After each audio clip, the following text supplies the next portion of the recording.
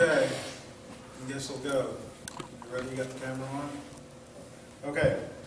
I want to thank Dr. Price for allowing me to do this talk. I did it last year, and I've got more information to add on to it, and I'll be doing this every year as long as I'm vertical. And next year will be the 50th anniversary of JFK, and I'm well versed in that, and I plan on doing that. So put that down on your calendar for November 22nd, 2013, whatever that is. All right. Let's see. I guess how many in this room were born after 1990? So after 1990, so you were maybe 8, 9, 10 on 9/11, right? Okay. How many? Well, let's see, 1980. So there's a couple born after 1980. Okay. How many people in this room think that Netanyahu wants the United States to bomb Iran back to the Stone Age? Okay. So what? Okay, not too many, but at any rate. No, I said how many people in this room think that Netanyahu wants the United States to bomb Iran back to the Stone Age? So the guy that runs Iran? No, he runs Israel. Israel. Right. I think he just wants to get. I think he just wants the U.S. to give him permission to bomb. One or the other. One or the other. It doesn't matter. Okay. Let's see. One more thing. What country in the Middle East has the largest Jewish population other than Israel? Russia. No. Any other guesses? Iran.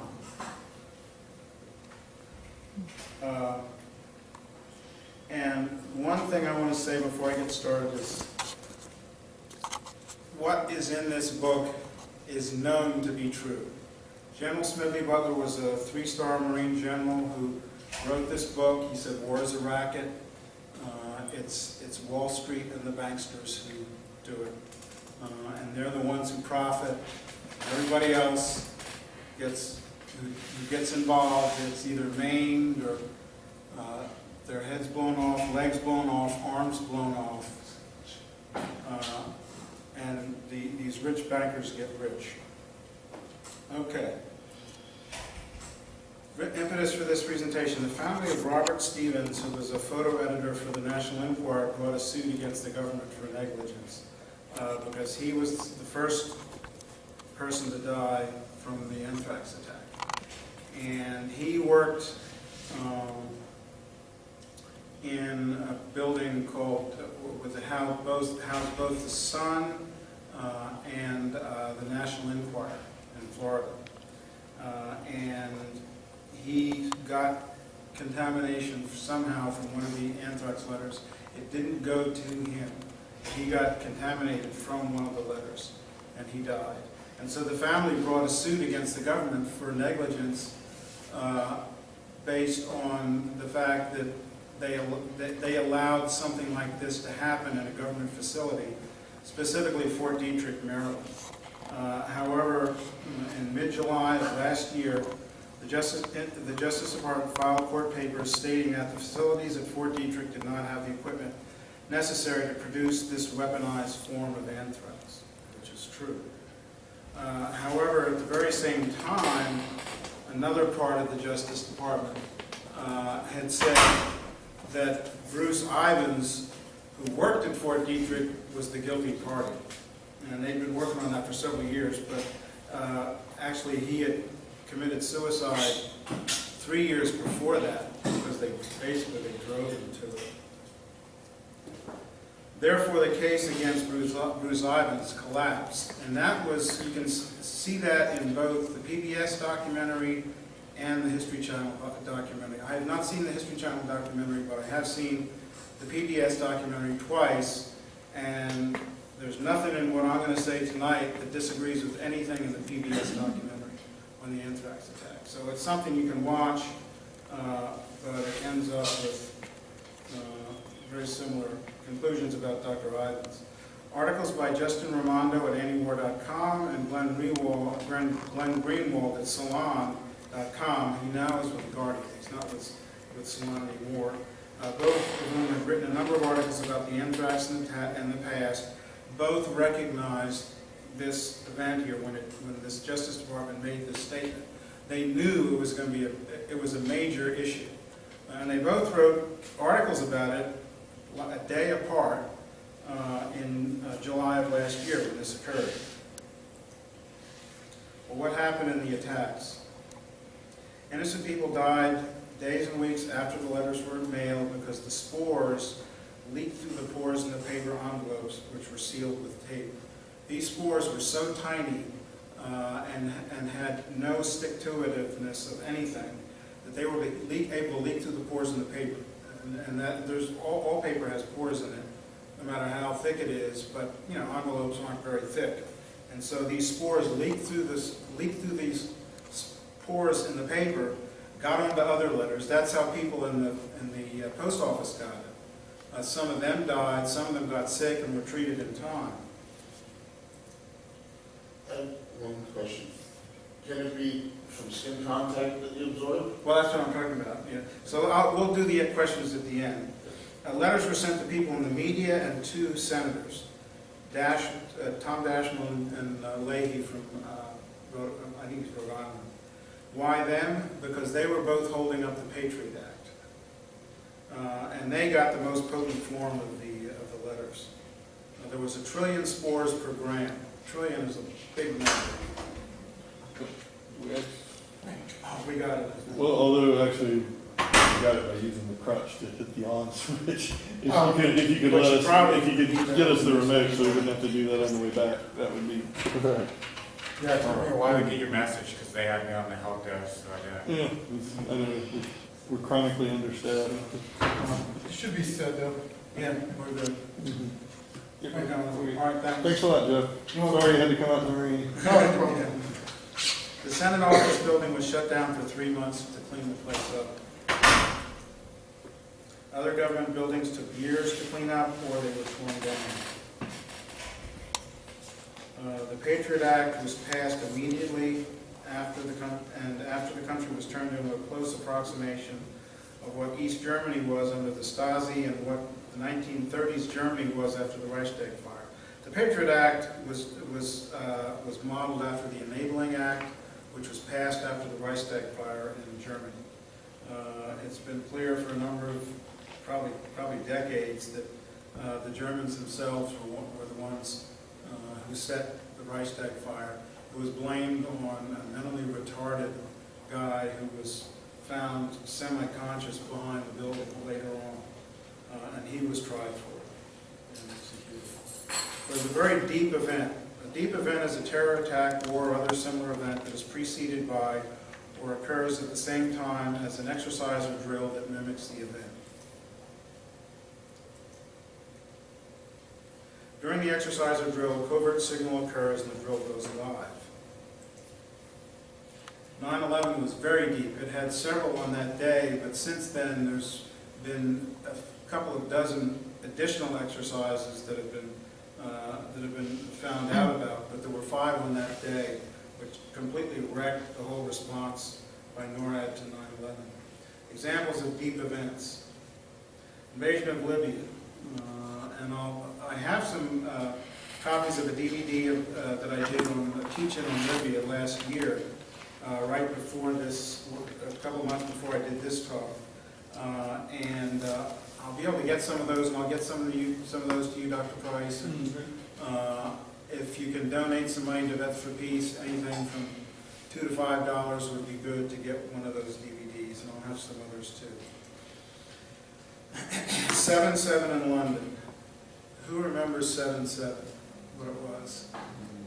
That was the the attack in London it was July 7th, 2007. Bombs went off in London, a subway station, 2 subway stations, and a bus. Well, right at on that very morning, there was an exercise going on that was identical to what happened that day. It was bombs in the same subway stations, there were 2 of them, and the same bus line, exactly the same one. So everything was identical to what actually happened that day. So this is what always happens when one of these events occurs. There's always an exercise right around it. So it's an indication that it's an inside job. The JFK assassination had exercises going on that day where one of the units in Texas was having an exercise in Dallas. The MLK assassination, there was another one in Memphis going on at the exact same time. And there is, and that assassination has actually been solved. There is, one of the links in the document files in the CD has a link to a book and a talk actually by the guy who wrote the book. He became the lawyer for James Earl Ray, probably not until the late 70s or 80s. And he went in, talked to Ray. He went there with another individual, one of King's right-hand man in the civil rights movement. They interviewed him. They felt it was clear from their interview of James Earl Ray that he did not do it. And so he became his defense attorney. And from that point on, he worked to solve it. And it's been solved. And his name is William Pepper. It's another one of the links in here. William Pepper solves MLK assassination. You can just Google William Pepper, Martin Luther King, attorney, and it'll take you to links of a couple of talks he gave, one of which was about on 9/11, and an interview that he did at a bookstore in San Francisco when his book came out, and it explains the entire thing. It tells about who was involved in the exercise, what happened, and everything else. Attempted assassination of Reagan. There was a presidential secession exercise going on the day that Reagan was assassinated. And those who were old enough to be watching TV back then might remember something that happened when they were filming it. They were trying to decide who was in charge because Reagan was in the hospital. They didn't know what his status was. And one of the generals, whose name I can't think of, Haig. right? Al Haig. Al Haig, right.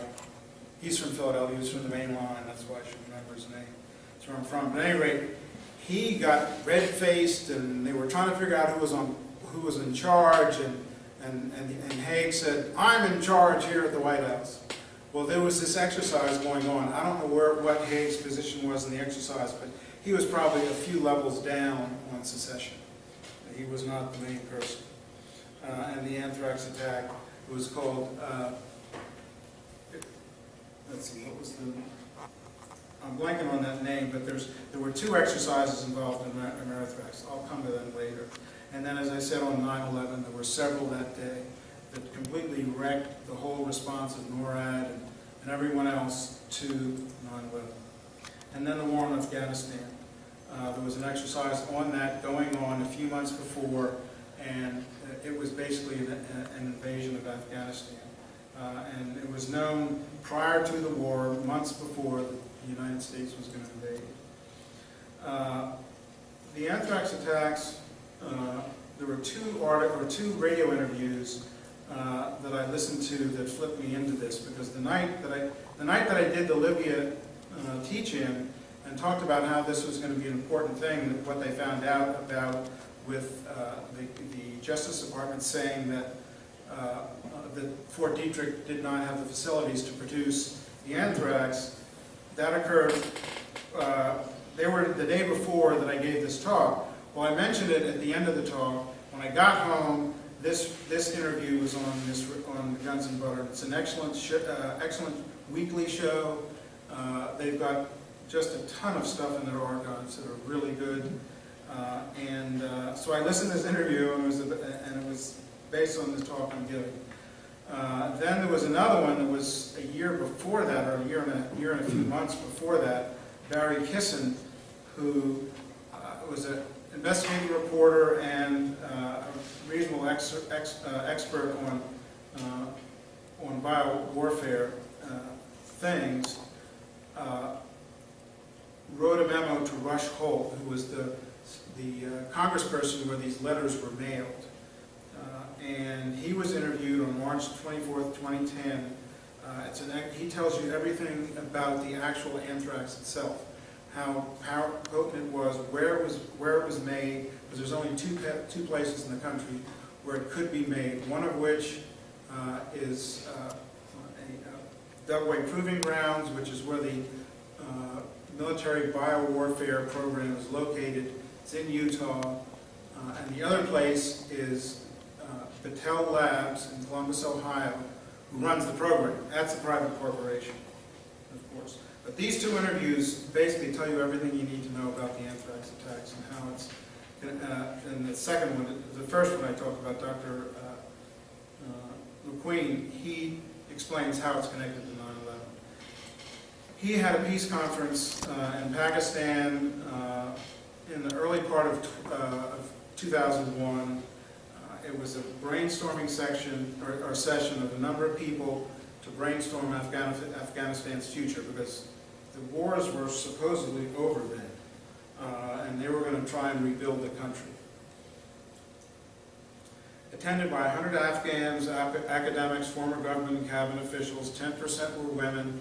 The Taliban came it was a week-long thing. The Taliban came in the middle of the week to be involved with the conference, and they offered their ideas, and they interacted with the people who were in the program. So it wasn't like they were there to kill them or bomb them. One attendee in the conference stood up at one point and said the United States was going to invade and build a permanent military base, or build permanent military bases in Afghanistan, because negotiations with the Taliban for a gas pipeline from the Caspian Sea region fell through. Michael Moore talks about it in his film Fahrenheit 9/11. There's an article in Asia Times about it. But basically, it was basically an invasion of Central Asia, Central Eurasia. And the United States had been trying to get this gas pipeline built from the Caspian region. It was going to go through Afghanistan. And all the bases, the main bases that we have over in Afghanistan are right along the loop where this, or the route where this pipeline is supposed to go. But it never got built because they wouldn't, the Taliban wouldn't fall for it. And they were told, you either let us do this, and we'll blanket you with a carpet of gold, or you'll be carpeted with a blanket of bombs if you say no. So they said no. Here, there's some structural similarities between the two events. 9/11 was blamed on Arabs and Muslims. So was Anthrax. Blamed on Arabs and Muslims. Attack on the body of the nation. Anthrax was an attack on human bodies. They hate our freedoms was said for both things. They don't hate our freedoms, they hate us because we bomb them. The blood of the perpetrators must be spilled to rub out the contamination of the national spirit. The blood of the Muslims must be spilled to rub out this contamination of our bodies. Back in the beginning, in the early aftermath, after the anthrax attacks, the whole thing was as I said, was attempted to be blamed on Arabs and Muslims. Initially, the hijackers, and then Saddam Hussein and Osama bin Laden. It was said that there was a rumor started saying it contained bentonite, which was supposedly one of the things that Iraq put in their anthrax, which they got from us, of course. We got the anthrax from us, but supposedly they had bentonite in it. But it was evaluated. The specimens were evaluated by the Air Force Institute of Pathology, which is the final arbiter of all pathologic slides in the country. All pathologists send their slides there for second opinions to get diagnoses, and they said, well, there was no bentonite in it, so therefore it couldn't have come from him.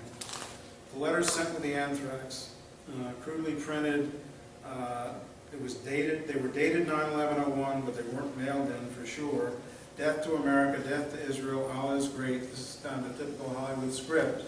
And one of the persons who was here last year during the question session got up and said that back at that time, the person he was a partner with, who had been a person who taught English to non-speakers of English for a long time, she had a PhD in the subject, took one look at these letters and said, these are fake. This is not how someone who was a non-English speaker would write a letter. And she recognized them as fakes right from the beginning. This fell apart quickly because it was weaponized anthrax, more than 1 trillion spores per gram, as I had said before, and there is no way that Saddam, Osama bin Laden, the hijackers, or any of them could have had any access to this material. It was a weaponized form of anthrax. It acted like a gas. When the envelopes were opened in the Senate office building, it just started floating up in the air, just like that.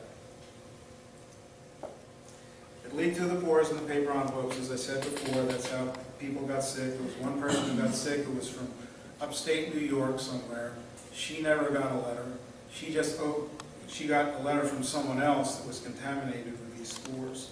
She had it in her hands, maybe got it in her nose, got it somewhere, but it got in her mouth or nose and set up an infection that she died from.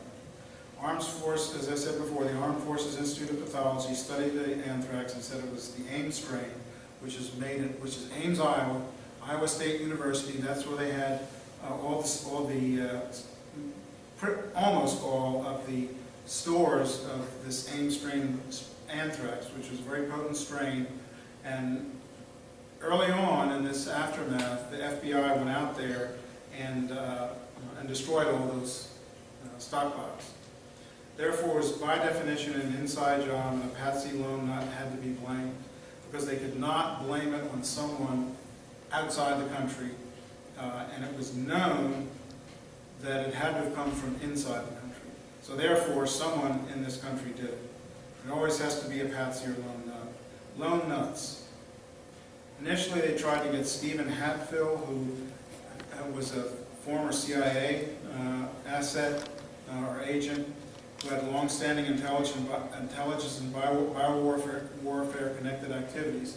And he probably actually used it, but it was in Africa. It was during the revolt against the Rhodesian government, which later became Zimbabwe. There were 10,000 people that died during that revolution from anthrax. And he's probably the one who poisoned them. But he fought back, collected a several $1 million damage settlement for the FBI. I mean, they tore apart his house. They tore apart, they emptied out a pond near his house looking for something that might have stored the anthrax. It was just unbelievable what they did to try and get these people. Then they went after, so that fell apart, they went after Bruce Ivins, who was a researcher at Fort Detrick, worked with tissue and cell cultures, but it was wet anthrax. He actually kept stores of it. He was an immunologist who made vaccines. People who wanted it from different universities and various places that needed it to do something with it, he would send them a specimen, and it was in liquid culture medium. So it was wet anthrax, and this was dry anthrax, and it was weaponized, and he couldn't make it. This, however, creates a huge contradiction. It was dry anthrax with particle size of 1 to 3 microns. A micron is a millionth of a meter. And Arabs and Muslims had no access to it. Fort Detrick didn't have the equipment to weaponize it and make it. And as I said, there were only 2 places where it could be made. Consequently, the case against Arabs and Muslims and Ivins collapsed. There were historical parallels. Again, as I said before, there were exercises for both prior to and on the day. 9/11, there were several. They tied up the NORAD response. The Anthrax attack was called Dark Winter. It was June of 2001. Smallpox attack blamed on Iraq using Muslim intermediaries. And there were letters and everything. And I'm sure those letters were modeled after, the anthrax letters were modeled after the letters they used in that. Many of the hijackers were in Florida. first death was in Florida. As I said, it was this reporter at the tabloid The Sun. Also in the building was the National Enquirer. Wife of the editor of the National Enquirer knew two of the hijackers. She was a real estate agent, and she rented them an apartment. Mohammed Atta and other hijackers want to learn to fly so they can start a crop dusting business. Anthrax is spread by aerosol form. Therefore, these guys had pinned on them a method to spread anthrax. And so this is before 9/11, before the anthrax attacks, before all of that. And it actually occurred in 2000. Okay, sheep dipping, how to frame a patsy, and this is how they do it. It creates an identity of those to be blamed. And the classic example is Lee Harvey Oswald in New Orleans, Mexico, and a firing range in Texas. A double was actually used in Mexico and at the firing range. Oswald was in New Orleans and he was filmed, and there was talk about that and so forth. It makes sure that all who saw the patsy remembers them. Muhammad Atta went to the Department of Agriculture in 2000, this was before 2001, to apply for a $650,000 loan for a plane and conversion of equipment to do crop dusting. He's interviewed by a female who's a Department of Ag official and makes an unbelievable scene. One of the links in the doc files to this talk, in Dr. McQueen's interview, he explains what happened in this interview, and it's just unbelievable what he did with this official to make sure that she remembered it. Incredibly, the lady maintained her cool. What he did was just, it's unbelievable. She goes to the media as soon as she hears his name right after 9/11, because they said who it was like the same day. Supposedly his passport was found a few blocks from the towers after they came down, if you can believe that.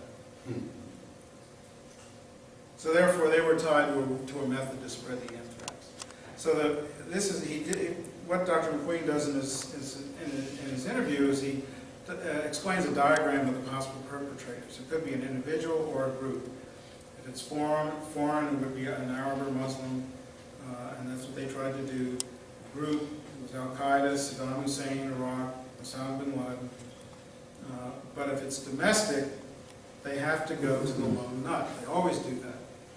Sirhan, Arthur Bremer, Mark David Chapman, John Hinckley, these are all patsies who were framed.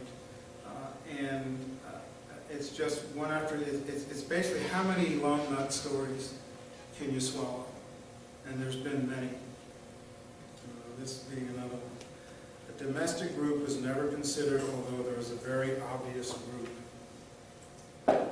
Why was the domestic group never considered? Corporate ruling group mind. This is another interview on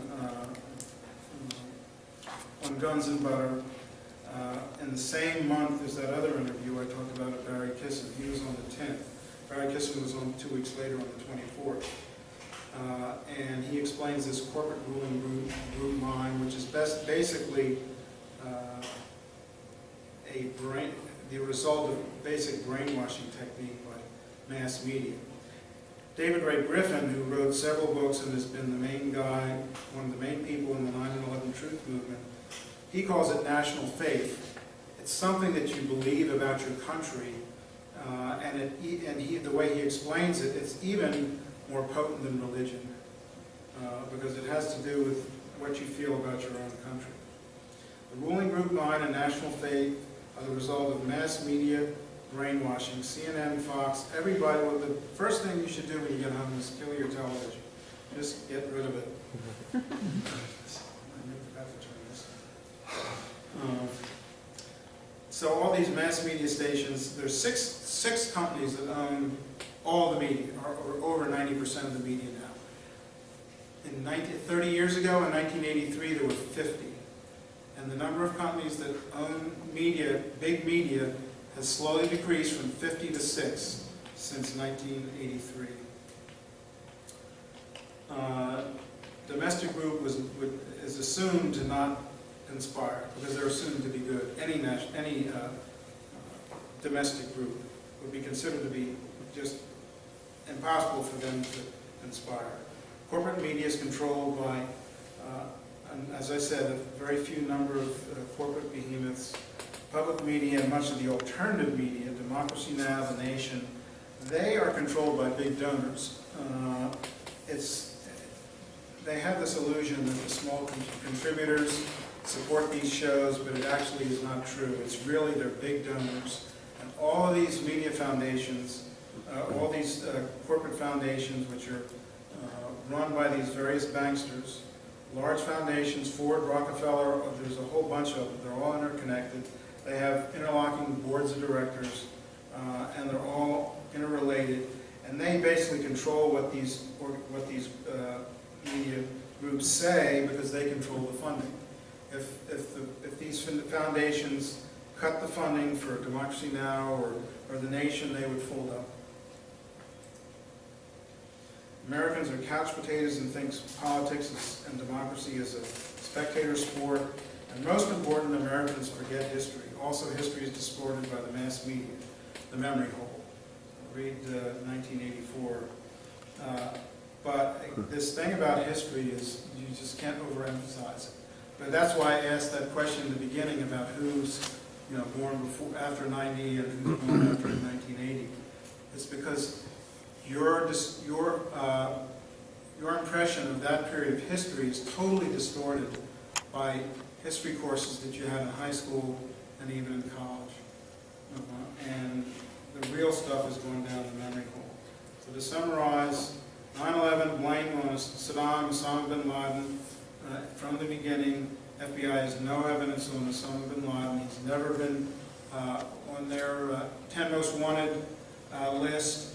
He was not on the list for 9/11. He was on for the embassy attacks in Africa and the one in the Gulf on one of the big aircraft carriers, but not for 9/11. He's never been wanted for 9/11 because they said this. They did not have any evidence that he was behind 9/11. Blame on them. FBI starts a rumor that it contained the bentonite. I talked about that before. And the Armed Forces Institute of Pathology evaluates specimen, no bentonite. Saddam was ruled out. Anthrax is industrial weapons grade bioweapon, therefore major contradiction. They don't have access to it. Therefore, domestic lone nut patsy has to be found in order to resolve the contradiction.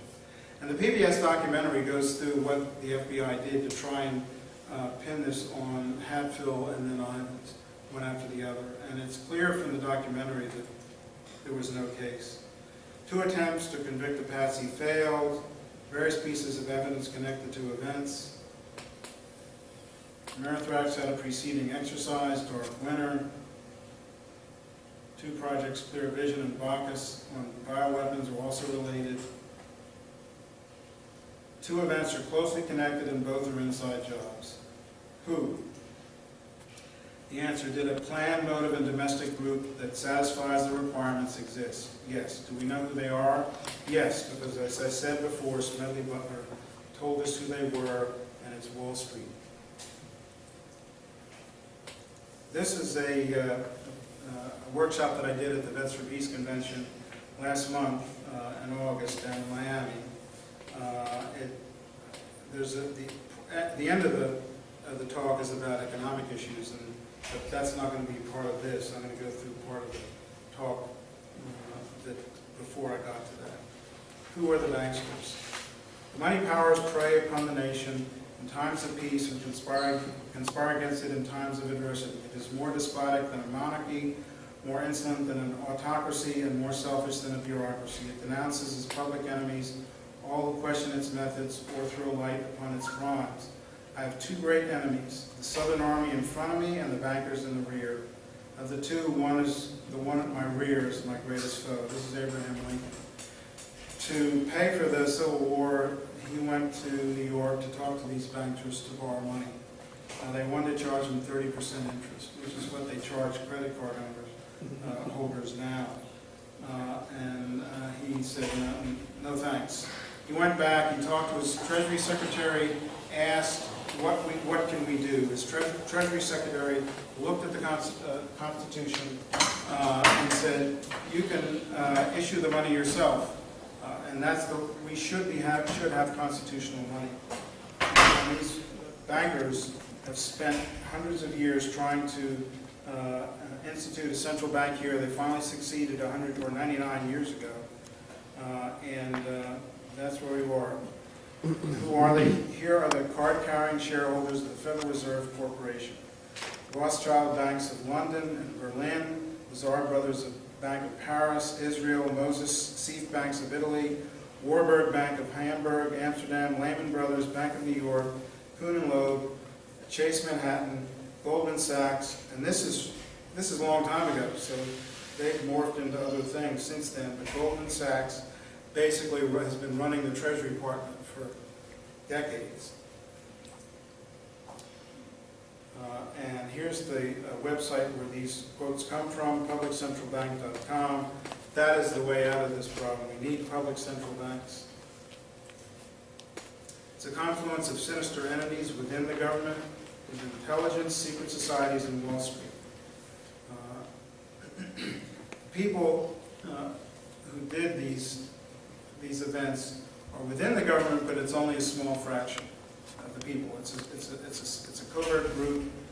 Many of them are in intelligence, many of them are in secret societies, and many of them come from Wall Street. These groups all confluent or become confluent, and they're the ones who do these kinds of things. The order of battle is this. Wall Street is owned by London. Those banks that I listed in that quote right before that are the ones who own the Federal Reserve. But the people who own those banks are in London and New York, but mostly in London. London and the rest of the central banks are controlled by the Bank of International Settlements, which is in Switzerland. The World Bank, IMF, World Trade Organization, WTO, are all under the Bank of International Settlements. They use deception, false flag terrorism to get what they want. That is their MO. That's how they work. So here's how the Republic fell.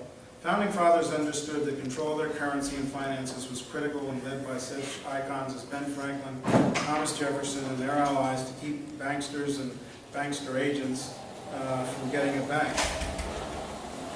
This is what was Libya's downfall, because they had their own currency. They were going to unite the entire continent of Africa under one currency, the gold dinar, and that was one of the big reasons why Libya was invaded. From then until now, these banksters have worked and worked to take control and achieved it in 2012 with the passage of the National Defense Authorization Act.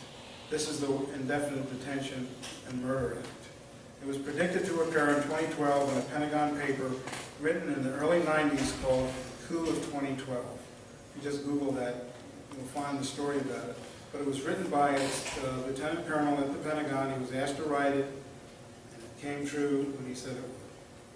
The foundation for this was laid out with generation after generation of cultivation of politicians and the intelligentsia by the banks, and has created a vast population of debt slaves, which is what has happened here, and has confiscated their property just as Jefferson predicted. The junk economics was developed via a web of foundations, which I talked about before, and they fund these alternative media groups, in which the health of the economy is dependent upon the banks making a profit.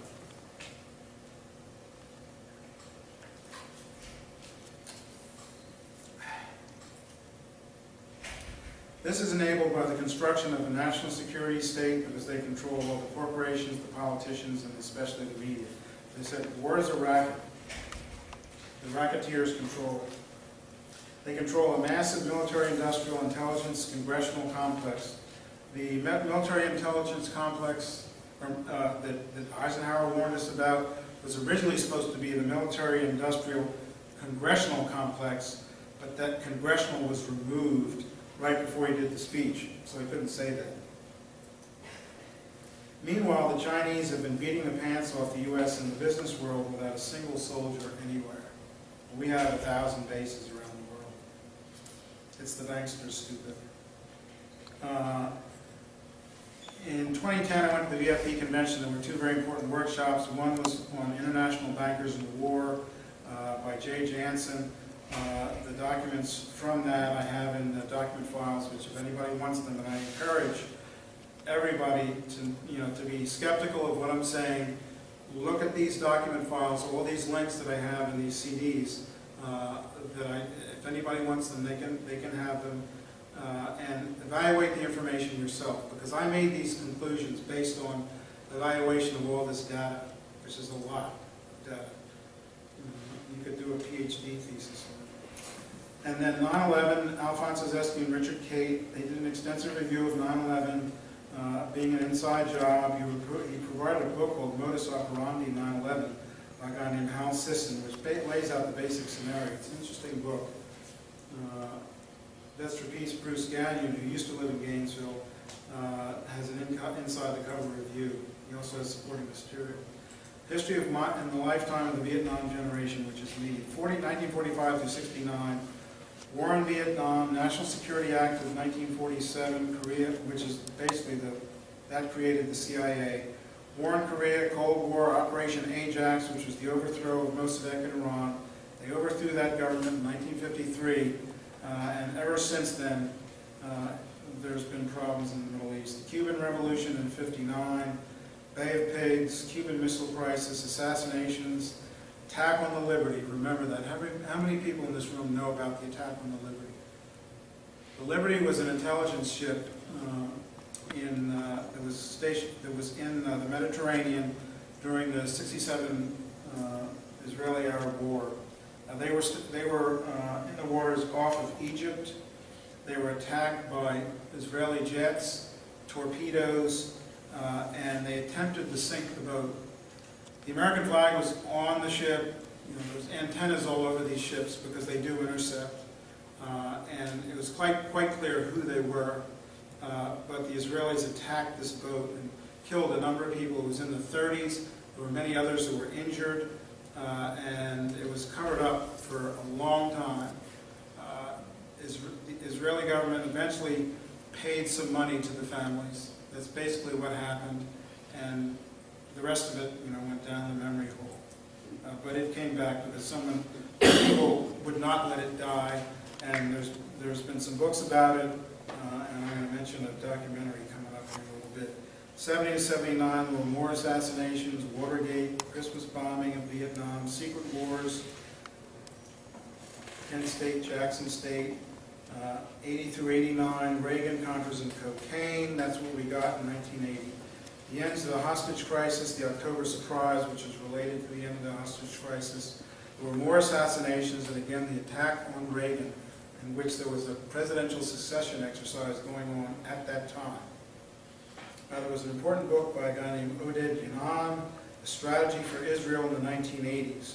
It was basically about balkanizing the Middle East in order for Israel to be able to lord over that area.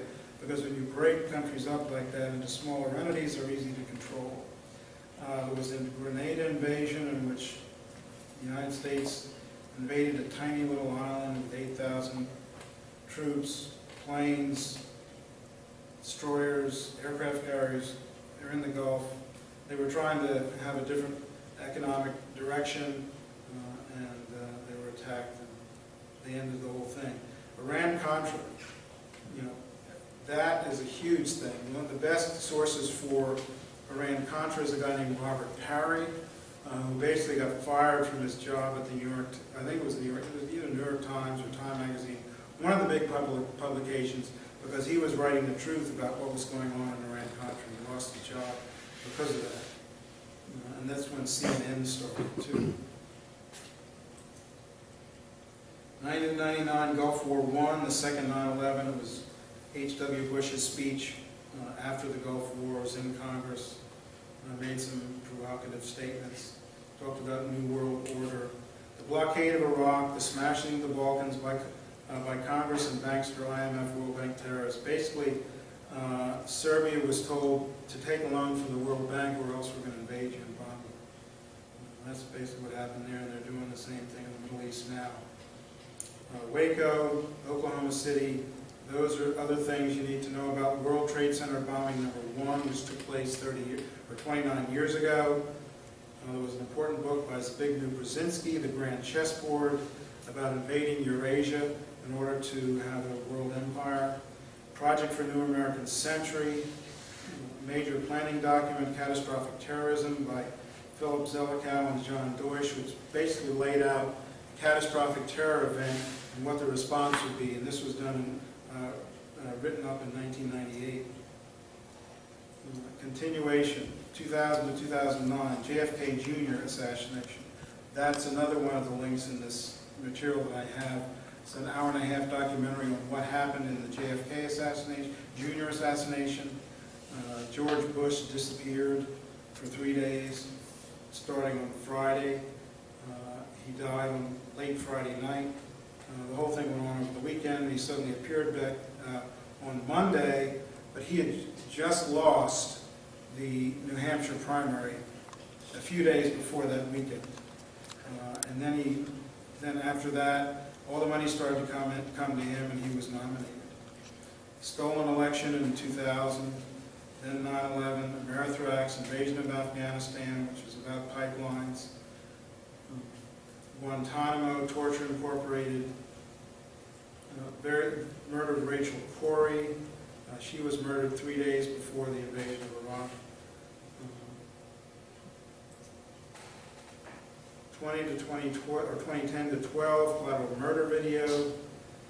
This was the WikiLeaks release by Bradley Manning, collapse of the Eurozone, the economic crisis, the attack on Libya, Arab Spring, and attack on Syria.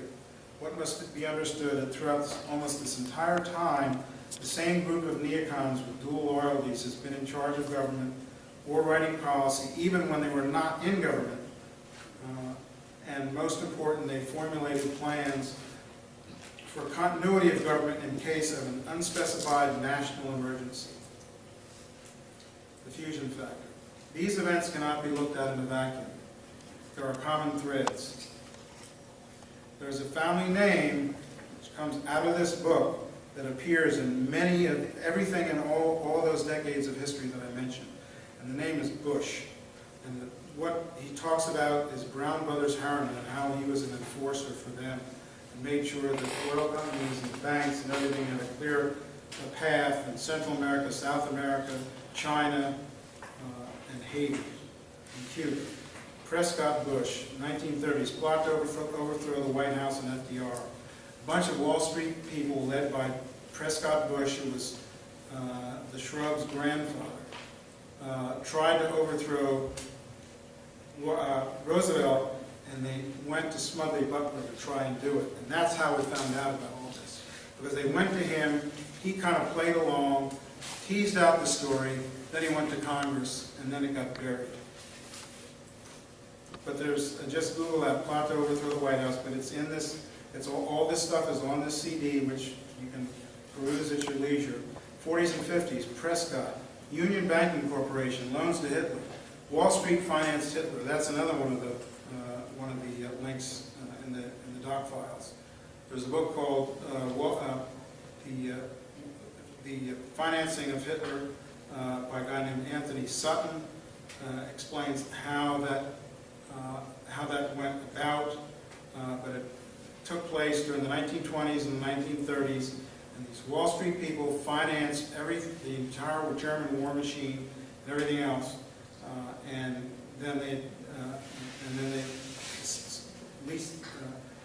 then the Second World War started.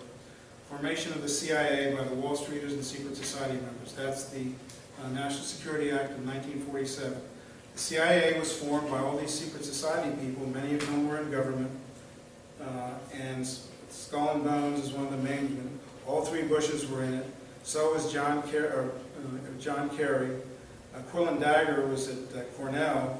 Wolfowitz and a bunch of these other neocons were in that. Nixon appears. He was brought along by Prescott Bush. Coup in Iran. I mentioned that before. They overthrew Mossadegh in '53. Guatemala shortly after that.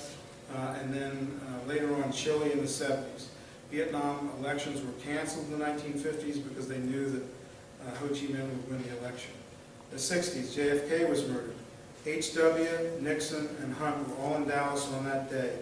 George de Mohrenschildt was there as well. He was a friend of H.W. and roommate of his nephew. Bay of Pigs, Zapata Oil, that was George H.W. Bush's oil company located in the Caribbean. So basically, how it works is these secret society members, they do things through cutouts, corporations. He has control of the whole Caribbean area and Central America through this Zapata Oil, but it's basically a CIA operation because that's how they do things. They do it through corporations. The Barber was one of the boats, one of the ships used to bring the supplies for the Cuban invasion and Bay of Pigs, and the other one was called the Houston. So the Barber, of course, Barber's his wife's name. The plane that he flew in the Second World War that crashed and he got pulled out by, or saved from that crash, he also called that the Barber. Of course, they were based in Houston. That was where the oil company was based. And then Nixon and H.W. That, when I'm mentioning here about Nixon and H.W. Bush, he was in the White House during the entire time of Watergate. He was brought to the White House by Nixon, along with Howard Hunt and John Connally, who was the governor of Texas at the time, to the White House after the '72 election. And basically, H.W. Bush engineered him out of the White House. The main thing, or one of the things that really got Nixon sacked was the fact that he took the dollar off the gold standard. And that angered a lot of these banksters.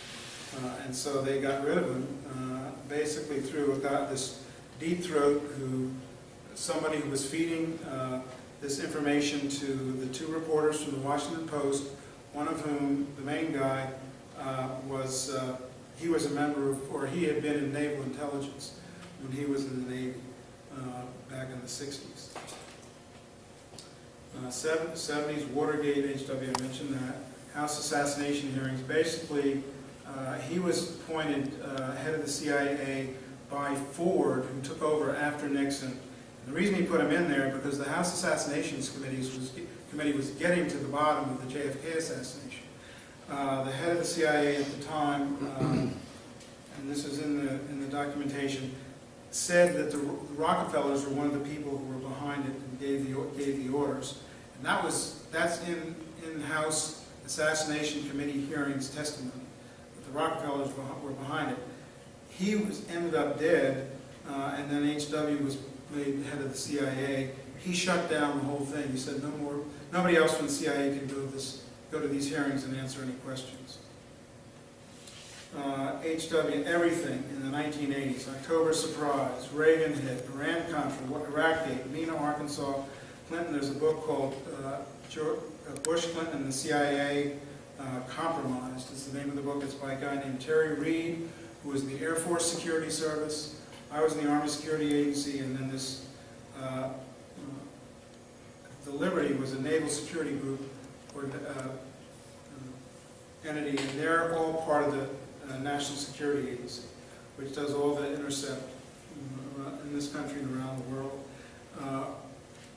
The brother of the guy who tried to assassinate Reagan was going to have dinner with one of the Bush sons that evening.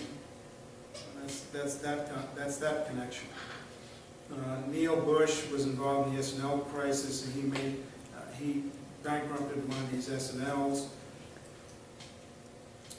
1990s Gulf War I, 9/11 number 2, this New World Order speech in Congress that I mentioned, the OOs, the JFK assassination, stolen election, W and his cousin, Marvin, and the relationship between 9/11 and the Iran-Contra.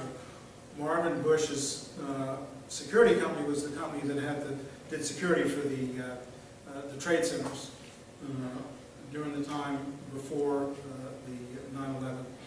9/11 and Iran-Contra, the relationship there is the Iran-Contra hearings were basically covered up. The same guy who ran those hearings, Lee Hamilton, was from Indiana, senator from Indiana. It's the same guy who ran the 9/11 Commission. So Lee Hamilton basically is a fixer. He fixed the Iran-Contra hearings, and then he fixed the 9/11 Commission hearings. As I said, the fusion factor. All these events are fused together because they have a common thread. Same people are behind the events. A single explanation makes much more sense than multiple, lone nuts and different explanations. It's called Occam's razor. And it basically states that a single explanation is better than many. This link here has a link to all the crimes that the Bushes are involved with. It's very good. It's got just oodles of stuff. It's got about 25 or 30 links within about 4 paragraphs. It goes to information about all these things. It's the neocons. From the 60s all the way to the recent times, as I said before, the same neocons have been in and out, mostly in, of every administration making policy. The history of them is chronicled in a BBC series called The Power of Nightmares, along with their Muslim counterparts who are the Muslim neocons. Both are anti-liberal because they think liberalism causes breakdown of society. They have paranoid personalities. Muslim neocons were paranoid about liberalism and what's called Jahiliyyah, in which they saw the entire Arab Muslim population as being mesmerized by what was becoming westernized. And this to them was anathema. They couldn't take it. American neocons were concerned about various boogeymen, communists and then terrorists. Team B was a group of these neocons got together during the 70s to evaluate all the CIA information on the Russian threat. They had these paranoid beliefs in which they were looking for this type of radar. It's called X-band radar, and they couldn't find any evidence of it outside anywhere. But they said, well, just because we can't find any evidence of it doesn't mean that they don't have it. So absence of evidence is not evidence of absence. And they used the same reasoning in the run-up to the Iraq War. Exact same reasoning. Both react the same way, violence, eventually against each other, but initially with each other, and then now again with each other. So the United States backed Al-Qaeda in Afghanistan in the 1980s. Then they were against them in the 1990s and early 2000s, and then in Afghanistan and Iraq. Now they're working with them in Libya and Syria. So, and then they killed the ambassador. So, goes to show you how blowback occurs. American neocons and their paranoia based on game theory, which was designed by this mathematician who went to Princeton University, who was a paranoid schizophrenic. He developed this game theory, and it's based on mathematics. And what he did, he was feeding pigeons, and he was sat outside feeding pigeons for months on end, and he looked at how the pigeons moved, and this is how he developed game theory. And this is how they run foreign policy and interaction with other countries. It's based on this game theory, wähich is developed by a paranoid schizophrenic, and it's basically a paranoid scenario. That's what game theory is based on, just total paranoia. American neocons, as I said, based on game theory, set up continuity of government plans from 1980 on for martial law, military government, in case of a catastrophic terrorist event. Ollie North, there's a particular part in the Iran-Contra hearings in which Ollie North is questioned by Jack Brooks, who's from Texas, in the Iran-Contra hearings, about suspension of the Constitution, FEMA taking over with martial law of the country, and later controlled by Northcom, which is a military control of the United States, which has never occurred before. It breaks posse comitatus, which has been a law that's been around since the 1800s. There's detention camps, military viceroys for state and local governments, and they've already done this. They're doing it in Michigan right now. Viceroys are being appointed to take over the government's. One of them is Detroit. They're going to fire all the people in their commissions, or city commission, county commission, and then everything about that happens in the city will be dictated by some guy sent by the CIA who's a corporate CEO type. Peter Dale Scott in a conference called Deep Politics Conference. It was in May 2010 in Santa Cruz. This is one of the links, but if you just Google Deep Politics Conference, Santa Cruz, California, you'll see all the people who spoke there. There's about 9 or 10 of them, all great talks. This plan, I believe, became operational on 9/11. These neocons have dual loyalties. Some are officials of both the U.S. and Israeli governments, Perl, Feith, and Wormser. Others include Kissinger, Elliot Abrams, Abe Foxman, Wolfowitz, Lieberman, Greenspan, Bernanke, Kenneth Edelman, various people who both in the work for Israeli government, and all these people were involved in Project for a New American Century.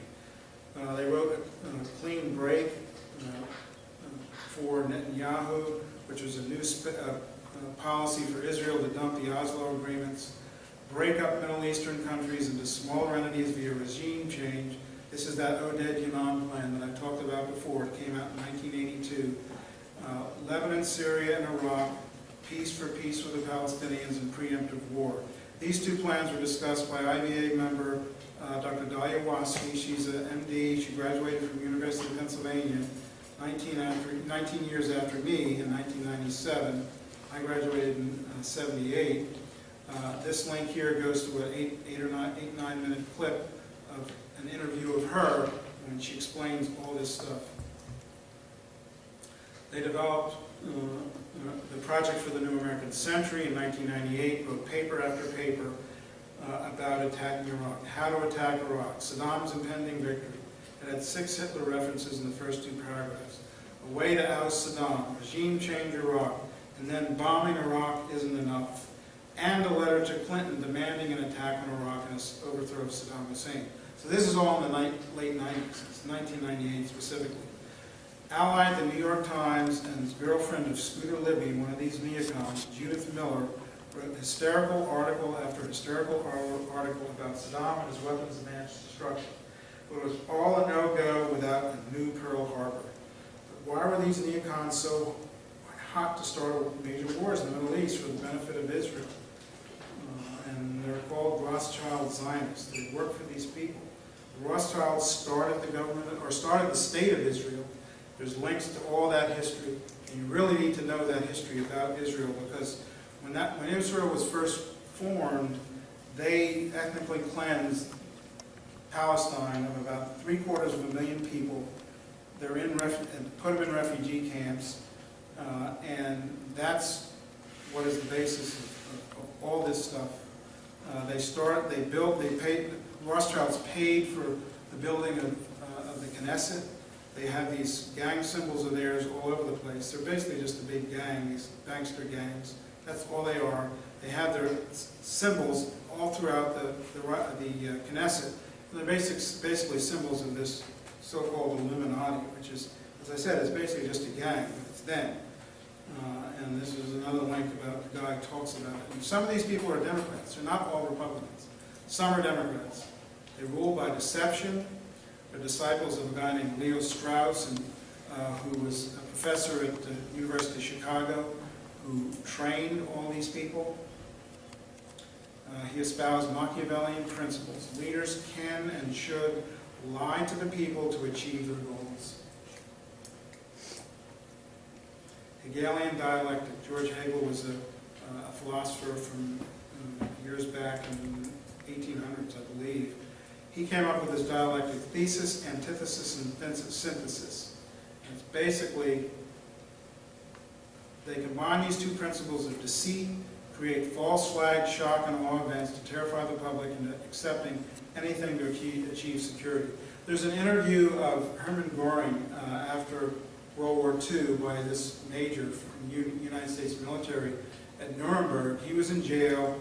He explained how you get a country to go to war, and he basically said, no country wants to go to war, but it's easy to do. All you have to tell the people they're being attacked, call the pacifist traitors, and they'll do anything you say. And that's basically what happened. Use deceit. And all wars are started by false flag events. That is something you can just put in the back of your head and know. All wars are started by false flag events. There's an article in the documents about that as well, and it lists all of them. project for the American century, a project of these neocons to instigate the invasion of Iraq, which I talked about before, which is integral to the Oded Yanon plan and clean break. It required a new Pearl Harbor, as I said. Previously mentioned were the letter to Clinton, several op-eds and articles by Scuba Liberty girlfriend Judith Miller in the New York Times, designed specifically to get us to invade Iraq.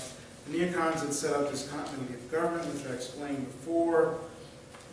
And the control of NORAD, which is the Air Force and Naval Air Wing response to any emergency, especially hijacks and whatever happens in this country, was placed under Cheney early in 2001. In December, it was switched back to where it normally is. This brings me to 9/11, which is simple as 1, 2, 3, 1, 2, 3. And remember, as I go through it, there was a circle of lies spun by these neocon traitors, the Iraqi National Conference, which was the supposed Iraqi freedom people prior to this invasion, Israeli spies involving weapons of mass destruction, Anthrax, Yellow Cake, Osama bin Laden, hijacker connections, Valerie Plame, exposures by Sybil Edmonds. That's another person you need to Google and see what she has to say.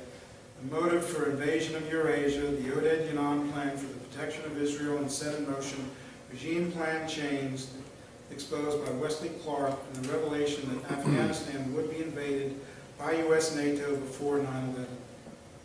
1, 2, 3. Building number 7. Building 7 collapsed, was not hit by a plane, was announced on BBC on television prior to the collapse for 20-25 minutes before it happened, and the person who's announcing it's a woman. You can see they have the pan of New York City in the background and the towers and all the smoke and all that, but you can see Building 7 in the background. And she said it just collapsed, and the building is in the background. It goes on for about 20-25 minutes, then the building collapses, and there's live video of people on that day right outside of Building 7, police and firemen and so forth, telling people to get away from the building, it's about to come down. This is before it went down. Nanothermite, found in the debris of the towers, explains the pictorial data on the steel beams and persistence of molten metal in the hole for weeks after 9/11. Nanotechnology takes thermite, which burns at a couple thousand degrees, and increases the burning temperature to over 4,000. That's what nanotechnology can do. It reduces the surface area, and so explosions take place in tinier areas and they create more heat. Amerithrax is the key to 9/11. It is known to be an inside job, has structural and historical parallels to 9/11, and the hijackers were sheep-dipped months before 9/11 to take the blame, and the PNAC traitors created the lie of Iraq, giving anthrax to Al-Qaeda in Prague, which set up the hijackers to take the blame before 9/11. You just can't say it any better. 1, 2, 3. Attack on the Liberty, Dead in the Water. This is a 90-minute documentary. This is the link to it. Israel wanted us involved in the 1967 war. We had 2 planes that were scrambled and were on the way to Cairo with hydrogen bombs. We were going to drop nuclear weapons on Cairo because this attack on the Liberty was to be blamed on Egypt. It was run by Abu Nasser at the time. Marine Barracks, 1983. 1982, Israel attacked Lebanon to carry out the Oded Yanon plan, and in 1983, Reagan sent peacekeepers, which Israel didn't like, and used proxies to bomb the barracks, and Reagan pulled the U.S. forces out. I have this direct from someone who was in the military in the 1980s and knew people who were over there, and he runs the Oral History Project at UF. He grew up in a naval family, actually, but he joined the Army. He was in the Army in the 1980s. His people told him that that's what happened. When they went over there, Israel wanted us to get involved on their side against the Lebanese, but the Marines didn't want to be part of it, and that's what happened. 9/11. These neocon Mossad bankster plan to get the U.S. to invade the Middle East and complete the Oded Yanon plan and take the initiative on the grand chessboard. We are now in the forever war foretold by George Orwell in 1984. The smoking gun. 9/11 and Anthrax are joined at the hip. Anthrax was an inside job, therefore 9/11 was an inside job. They were done by the same people.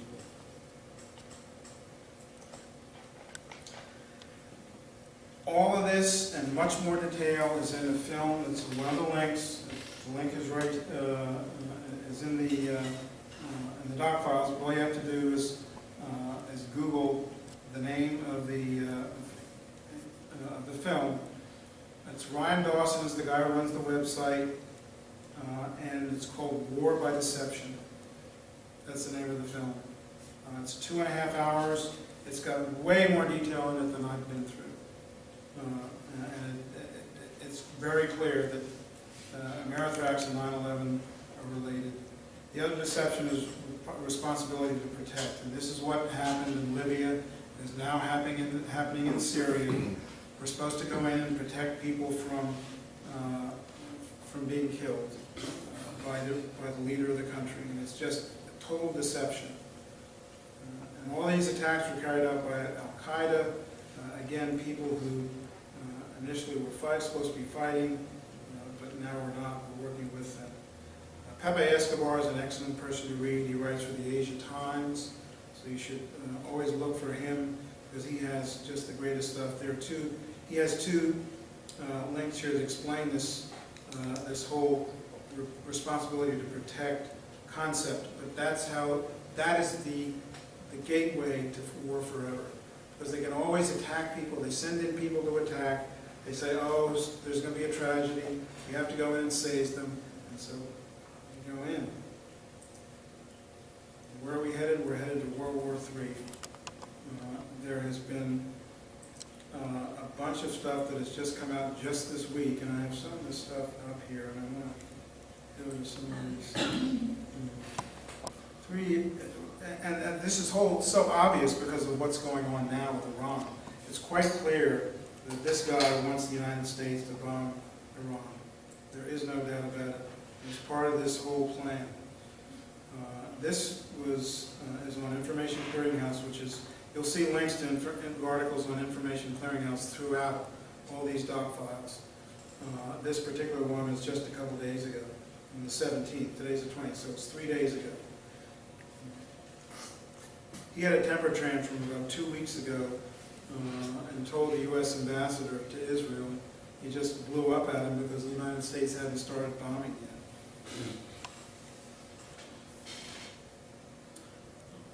And let's see. So go to Information Clearinghouse on the 17th. You'll find that. Israel's current leaders have Wall Street, London hegemony, not Israel's self-protection, preservation at heart. Biggest threat to the Israeli people are these banksters, because they're going to start World War III, and Israel's going to be right in the middle of it. And it's all, I don't know whether, Dr. Bryce, did you ever read The Late Great Planet Earth or see the film back? Okay, it's all in there. It's a book about Revelations, the Revelations chapter in the Bible, and everything that's in that book is happening right now. And even, and it's about Gog and Magog and all this stuff. And before the invasion of Iraq, when Bush was talking to Mitterrand to try and get France to come in on it, he called him up, was talking on the phone. He said, we're different branches of Christianity, but we're both Christians. And Gog and Magog is happening now in the Middle East, and we have to go in and start a war. And that's what this whole thing is on. If you just get that book and read it, you can see what's happening. There's a film, too. It's called The Late Great Planet Earth. It's about the book. As I said before, Iran has the largest population of Jews outside of Israel in the Middle East. This is a picture of some Iranian Jews with the Torah. They're doing their thing. And anybody who thinks that they're going to avoid bombing Jews in Iran when they start bombing, you better think again, because they're going to too. Israel's actually been trying to get them to move to Israel for a couple of decades, and they don't want to do it. They have not been able to persuade them. So basically, that's it. We're open to questions. What time is it? 8? Yes? Okay. You mentioned about the near.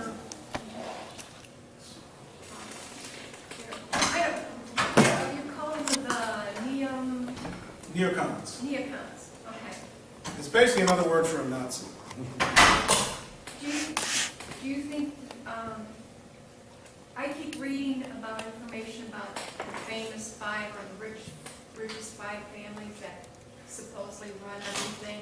Do you think, is that kind of one of the same? That's what are the names? Like Rothschild, Yeah, Hearst? right, yeah, that's Yeah. what I'm talking about. Okay, you're one and the same. Because, okay, ultimately, what do you think their game plan is? One world order? Yeah, they want a world government. That's what this all is about. And when I did the talk last year, I kind of mentioned this because there's this supposed prophecy by, so that's this one. I'll go to my one from last year. Let's back up again. Go into my file and go into the one from last year.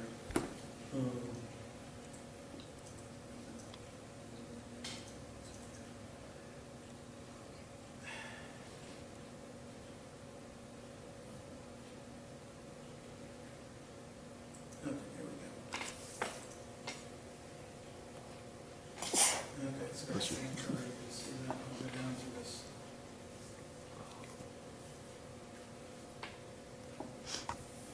Okay, here we go. As I said, the banksters are behind all of it. The invasion of Libya was a key thing, as I mentioned that about how Libya was forming their own currency. They were going to have the United States of Africa. They were going to have one currency for the entire continent. If they had been able to do that, Africa would have been the richest continent on the planet, because they've got so much in the way of natural resources and things that they can support their people with. The Libyan people are now destitute after this invasion. They're just, and so are the people in Syria. And one of the things you notice about all these countries that we've invaded, Afghanistan, Iraq, Libya, Syria, they all have secular governments. They have various ethnic, religious, and racial groups within the countries. And you say the same thing about Yugoslavia and the Balkans. Various religious, ethnic, and racial groups living within the same country. They're not killing each other. They're getting along. And then you do these invasions, and then the place becomes an utter desert and disaster. They were trying to form their own, these banks, these development banks. There were 3 of them. They were going to be on the African continent.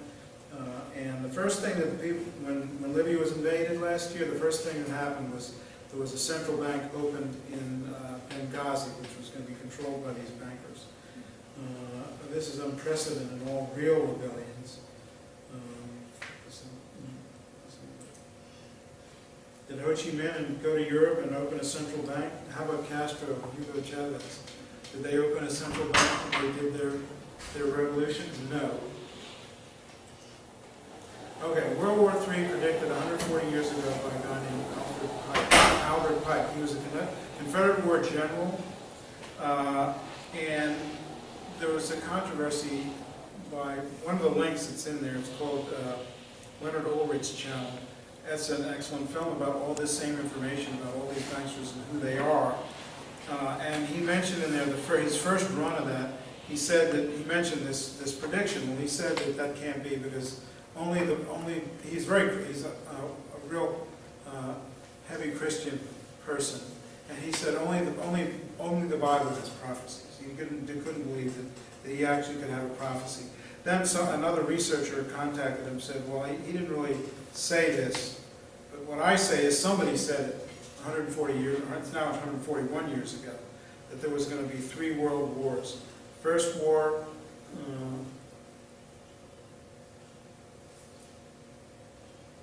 the Second World War, and the Third World War, which is fomented by taking advantage of it, and it's basically a war of Arabs against Israel. And that's what's going to happen right now. That's where we're headed. Well, on that, I was going to say, I have a friend who lives and works out west, and I don't know, I think I told you about this. He got contracted and he was desperate for work, so he helped build, for lack of better words, these concentration camps. FEMA camps. FEMA camps. Oh, yeah, you know a person who was involved in Yeah, building it. he's Yeah, a right. contractor, and at first he thought he was being contracted to build a prison, but then of course, there's windows put in these, they're really unglorified brick, block brick buildings, but, they have central air and windows that leak. So as soon as they started putting windows in these little cubicle housing units, he knew he wasn't building a prison. His next question is, and for all better words, it is a concentration camp because they have barbed wire fence with Double the, fence on the outside. yeah, with the razor wire. I mean, on top. that's what the result of this austerity is. That's what's happening in Europe. It's all austerity. Cut the budget, pay the debt back, all this crap about cutting the budget. We can't pay for Medicare, we can't pay for Social Security. Well, if you keep cutting and cutting and cutting, and no one has health care, no one has any retirement, no one has anything, everyone becomes destitute, what's the result of that? It's a concentration camp. So That's the result. And that's why they're building these concentration camps, because they want it for people who are going to resist. Okay, I was And going to say. that's like people in the Occupy movement. Okay. They And then- want to put everybody in a concentration camp and have this world government. I mean, that's this whole thing about NORTHCOM, which is a military district for North America. I mean, there's never been one of those. There's AFRICOM. That's one of the reasons why we went into Libya, was to make AFRICOM. That was one of those 5 big reasons. That's another interview. It was on Guns and Butter. That's in all these links. But that's what it's about. Something's really important. There's this lady that worked for the government for 15 years, training officers. She's now going around the country to individual county and local sheriff police departments, teaching them how to use the UAVs. Right, the drones. Now, why did every police Yeah, I department mean, they're the most use evil UAVs? things you can do. And I know The this, drones. you may have a question over here, but I was going to finish up with one more thing, is why do you think in 2011 there was a bill passed that we lost all our waterway rights? They gave them to the UN, the Great Lakes, Mississippi, Oh, yeah. and ultimately I think now. that's Agenda 21. Okay, It's about this world government. okay. These people are going to control everything. They're going to control all the land, all the water, and genetically modified food, and great frankenfood, and yes. Is a question. Is that the fusion centers? Is that what she's talking about? Is that the same thing? The fusion. Yeah. They're like. Well, the already- fusion centers are basically a merging of local police, Homeland Security, FBI, and I think even the CIA, but the CIA is not supposed to be involved in domestic intelligence. It's not supposed to be, but yes, that's what the fusion centers are, and they're going to run these camps and picking up all the dissidents. And the chemtrails, do you think that they're using those for Yeah, I don't know crops, anything or- really about the chemtrails. Other people do, but I just haven't gotten into that. I haven't had time. It's too much other stuff.